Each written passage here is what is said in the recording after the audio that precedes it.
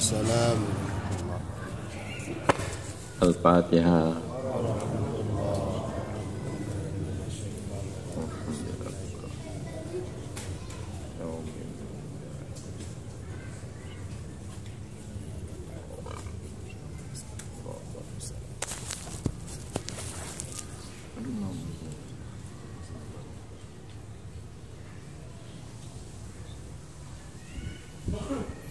Pada uro yang berbahagianya telah sama-sama juga danyo hadir Pak Abu-Abu dan juga para hadirin ibu-ibu, para hadirat sekalian dalam yaitu memahami ajaran kesufian yang telah begitu lama itu dan berulang-ulang melabuhnya segolong tsunami ya. Dibayanglah tiap bulan tsunami hanya 2 bulan yang ada hadir, tapi terus hadir. Para hadirin hadirat, yaitu di Melabuh agak terlambat perkembangan tauhid tasawuf dibanding dengan daerah-daerah lain, umpamanya dengan Banda Aceh dan juga dengan Jakarta dan Sulawesi, baik itu Manado, Gorontalo, agak terlambat. Sekalipun pada awal memang di sini digerakkan dari tasawuf. Terlambatnya kenapa? Terlambatnya karena tunggu-tunggu pesantren, ulama-ulama di Melabuh yang maknanya yang didengar penyampaian ucapannya burung tim bersama-sama dalam memperjuangkan ajaran tauhid tasawuf. Untungna Abu Mukhtar itu Mohan Lun dari tengku-tengku pesantren. Contohnya mentong Abun Arifi pada pertengahan jalan Kapiu. Kalau untuk bertujuan Kapiu. Apalagi abu-abu pesantren yang lain. Kenapa maka jadi tengku-tengku pesantren yang besar-besar, umpama di Melabuh juga di Aceh, itu bergabung dengan tauhid tasawuf karena terfitnah dengan dasar ajaran tauhid tasawufnya penyampaian Abdul Karim Al-Jili. Padahal penyampaian Abdul Karim Al-Jili itu untuk menyerahkan kepada kita syariat, tarikat, hakikat, makrifah. Penyampaian Abdul Karim Al-Jili umpamanya Allah Rabbun, Muhammad Abdun pada syariat. Itu menyampaikan syariat itu bagaimana tepati pada diri danyo, kepada Muhammad saja, kepada diri danyo masing-masing orang yang beriman, bahwa bila mana tanya orang yang beriman, tanya harus tertempati bahwa Allah itu sebagai Tuhan kita dan kita adalah sebagai budaknya pada syariat dengan pengertian yaitu ibarat daripada perintah dan larangan. Allah merintahkan kita sembahyang, melarang kita berzina. Jadi kita harus patuh kepada perintah Allah. Kita harus meninggalkan, menjauhkan larangan Allah. Patuh itu dikatakan budak. Tanya budak di dalam mematuhi perintah dan menjauhkan larangan. Anjir, ditanya telawan katanya. sembahyang hanya patuh, berzina hanya tinggalkan. Ibarat daripada perintah dan larangan itu dikatakan hukum syara, danyo harus dilakukan. Dan kemudian Abdul Karim Al-Jili menerangkan tarikat. Syariat telah diterangkan, cuma istilah kata dia mengatakan Allah Ta'ala Muhammad sifat. Itu merupakan tafsir Isyari sebagai tasbih untuk menerangkan bahwa zat dan sifat itu tidak ada berpisah. Yang dimaksud hati orang yang beriman dengan Allah tidak berpisah-pisah, selalu ingatannya kepada Allah. Menyatanya bertarikat, hatinya selalu kepada Allah, ingatan. Anjir tua-tua Allah. Menyatanya bertarikat, anjir tua-tua Allah. Hanya Allah dalam ingatan dia. Jadi,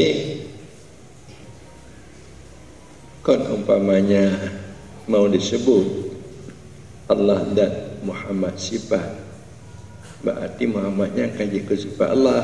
Kau hanya tujuannya sifat Allah kalau depan tanya. Sifat Allah itu yang wajib pada Allah bersifat sifat 20. Sifat Allah wujud kidam baka. Jadi maknanya Allah dan Muhammad sifat itu bahwa ibarat daripada zat dan sifat tidak berpisah. Yang tarikat hati orang yang beriman dengan Allah hanya berpisah-pisah. Ingat tapi yang menyatakan kabar tarikat. Dan ketiga, bahwa Abdul Karim Al-Jili untuk menerangkan hakikat, dia mengatakan sebagai tasbih Allah ruh, Muhammad jasad. Allah ruh ibarat bahwa sangat tergantungnya jasad kepada roh. Bahwa kalau tidak ada roh, jasad itu tidak ada fungsi apa-apa. Bila mana hananya tanya ke mati, tubuh tanya apa? Syai kembali ke danau. Kayaknya mana? Berarti sangat terikat terkait keberadaan jasad itu kepada roh. Laginya ketanya perasaan tanya sangat terkait keberadaan tanya dengan Allah. Tanya bisa bergerak, digerakkan oleh Allah. Tanya bisa berkemauan, dikemaukan oleh Allah Subhanahu Ta'ala. Tanya bisa ada sebab ada Allah. Jadi hakikat itu selalu menyaksikan. Kalau tarekat mengingat, kalau hakikat menyaksikan. Apa yang disaksikan? Keberadaan Allah itu pada dirinya. Bahwa Allahnya selalu dekat, berada pada dirinya. Dialah yang menghidupkan danyo, yang memati danyo, yang menggerakkan danyo, yang mendiamkan danyo. Itu menerangkan hakikat. Syariat, tarekat hakikat. Kemudian makrifat terakhir, bahwa oleh Abdul Karim Al-Jili mengatakan Allah Muhammad. Maknanya adanya Muhammad karena ada Allah. Wujud yang hakiki adalah pada Allah.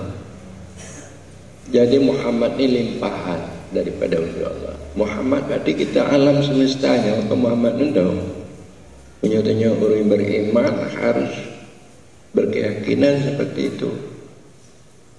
Wujudnya limpahan daripada wujud Allah. Wujud Allah qiyamuhu binafsi, berdiri dengan sendirinya. Wujud alam, wujudnya qiyamuhu bighairi, berdiri dengan lainnya. selainnya Allah Subhanahu wa taala. Jadi tidak boleh hanya menyandarkan perbuatan hanya pada diri dia. Perbuatan hanya dari Allah. La haula wala. Itu paham tasawuf kesufian, syariat tarekat hakikat makrifat, pendapat Abdul Karim Al-Jili. Dekat tengku-tengku. Jadi len menyolong dipidi kalau pegang tengku ditindak takut dia dah pegang melabuh tengku tapi dipidi dia pegang tengku hana mupah paham mengenai tasawuf dan kesufian. Kagakkan Allah Muhammad, Allah kaji ke Muhammad. Bagaimana pendapat daripada anak Abu Adnan Mahmud. Abu Adnan Mahmud Abu ya, tapi anak dia Walid Marhaban yang pendapat Allah kaji Muhammad. Butoi puhana, anak kape puhana kape. Menyemunan, awaknya dak tu punah. Itu ratib seribe peringatan tak ada sebelum pidi darom daya. Yang urung kapi, urung ka? Inilah. Jadi ketidakpahaman. Penanjid Abdul Karim Al-Jili mengatakan dalam surah Ikhlas, katakan oleh Muhammad, dianya Muhammad itu Allah, engkau itu Allah. Muhammad yang telah tidak terlihat wujud dirinya habis oleh cahaya ma'rifat wujud diri Allah, sehingga Muhammad, maka wujud Muhammad itu tidak ada. Yang ada adalah wujud Allah. Ke Muhammad yang kaji ke Allah nyampu tidak tentu. Muhammad kaji ke Allah. Menyebunuh Allah kaji ke Muhammad. Nya Muhammad kaji ke Allah. Salah ya. Jadi rupa MPU pilih anjik kenya tetap pada tanya buku Abu Jama kata tu adik-adik saya mengembalikan namiwa kepada insan, kepada Muhammad. Makanya di dalam tasawuf atau kesufian ada istilahnya taraki dan tanazul.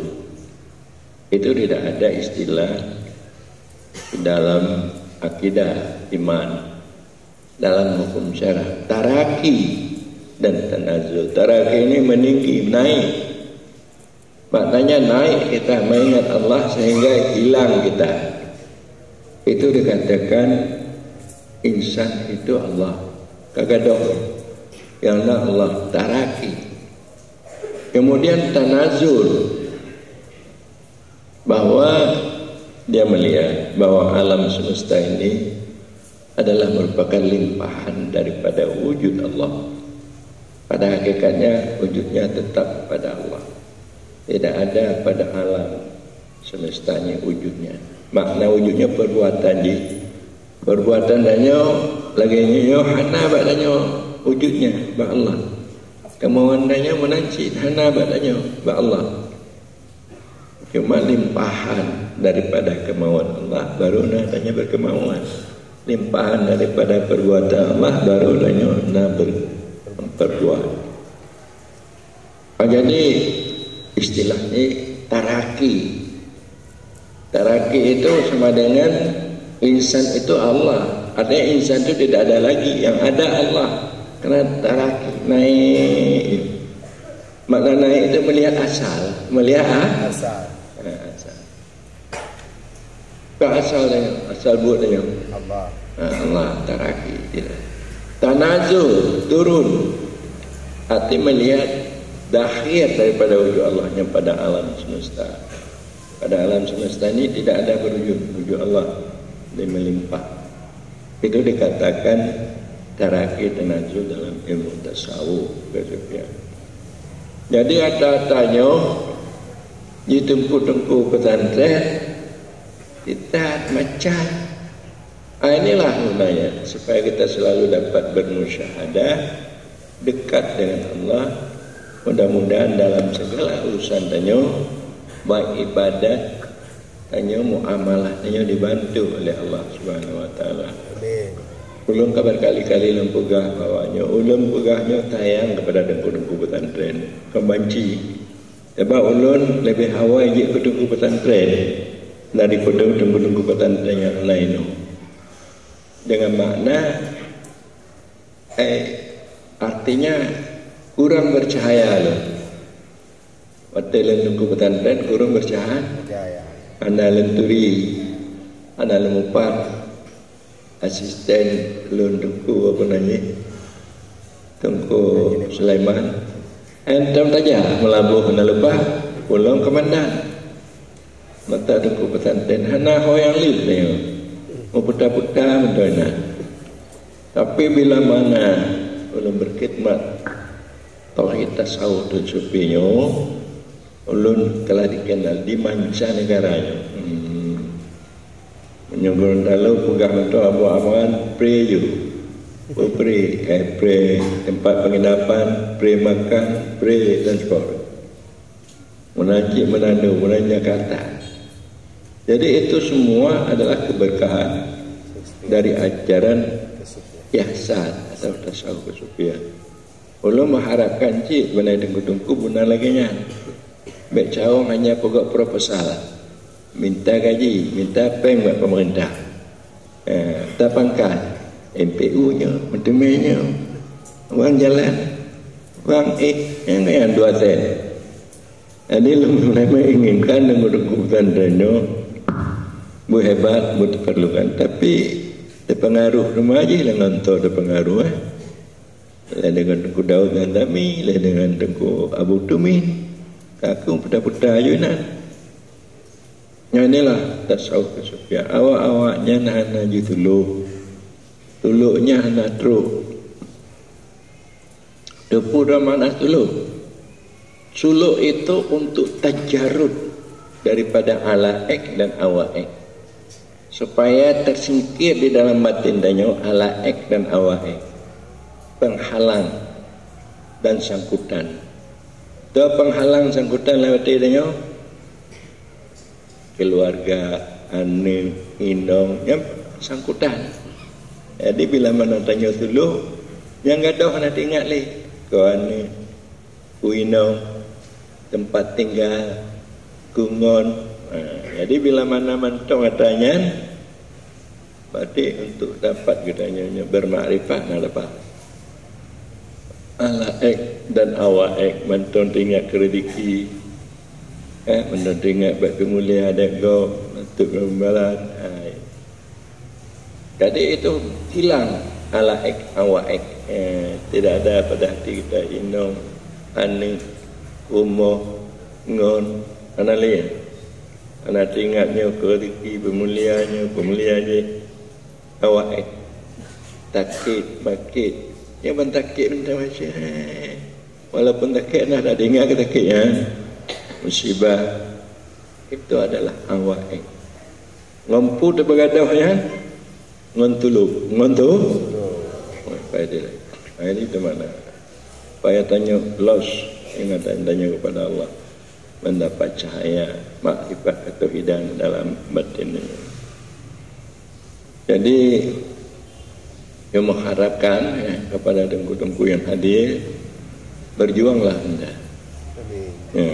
Dalam ilmu tasawuf kesufian, karena ini adalah pelengkap daripada akidah dan daripada hukum syara. Umpamanya ada temayang dan perintah Allah, hukum syara harus hanya bermusyahadah, menyaksikan keberadaan Allah dalam temayang.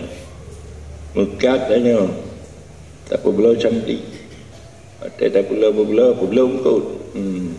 Digapi macam sampai terbulung koknya adanya kepada Allah Subhanahu murid-murid Tengku Haji Anwar gapi adik kabeh li taubat menyesal atas kesalahan.